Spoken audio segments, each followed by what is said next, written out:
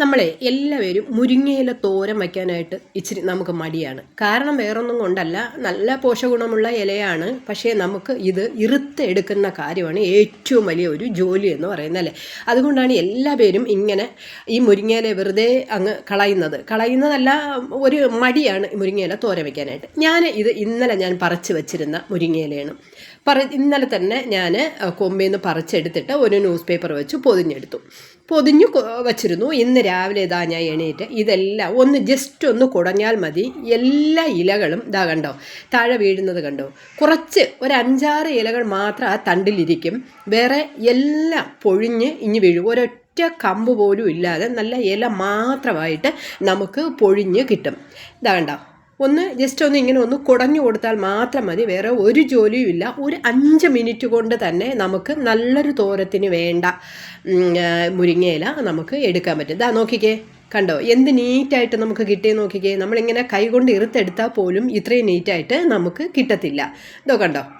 കണ്ട എന്ത് ഭംഗിക്കായിരിക്കും. അവസാനം ഇതിൽ നിന്ന് 1-2 തണ്ട് എടുത്തിട്ട് ഇങ്ങനെ അതിൽ പറ്റിയിരിക്കുന്ന ഇലകൾ മാത്രം നമ്മൾ ഒന്നിങ്ങനെ ഇട്ടാൽ മതി. നമുക്ക് ആവശ്യത്തിനുള്ള തോരൻ വയ്ക്കാനുള്ളത് നമുക്ക് ഒരു 5 മിനിറ്റ് വേണ്ട, ജസ്റ്റ് ഒന്ന് കുടഞ്ഞ് എടുത്താൽ മാത്രം മതി.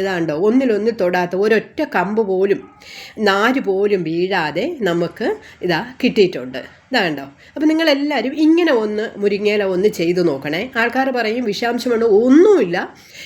എത്രയോ വർഷങ്ങൾ കൊണ്ട് ഇങ്ങനെയാണ് ഞാനിത് ചെയ്യുന്നത്. അപ്പോൾ നിങ്ങൾക്കും കൂടെ കാണിച്ചു തരാമെന്ന് വിചാരിച്ചിട്ടാണ് ഞാൻ ഈ വീഡിയോയിൽ വന്നത്. കണ്ടോ, എല്ലാവർക്കും ഓരോരുത്തരോടും ഞാൻ അടുത്തുള്ളവരോടൊക്കെ ഞാൻ ചോദിക്കും മുരിങ്ങയില വേണോ ചോദിക്കുമ്പോൾ അയ്യോ വേണ്ട, അത് ഇറുത്തെടുക്കാനുള്ള ബുദ്ധിമുട്ട്. ഒരു ബുദ്ധിമുട്ടും ഇല്ല. ഇത് നിങ്ങൾക്ക് അറിയില്ലാത്തതുകൊണ്ടാണ്. അരിയുകയോ ചിലർ പറയും കുറച്ച് കൊണ്ടുപോകാം അരിഞ്ഞ് വയ്ക്കാമെന്ന്. പക്ഷേ അരിഞ്ഞ് വെച്ചാൽ അതിനൊരു കയ്പുണ്ടാവും.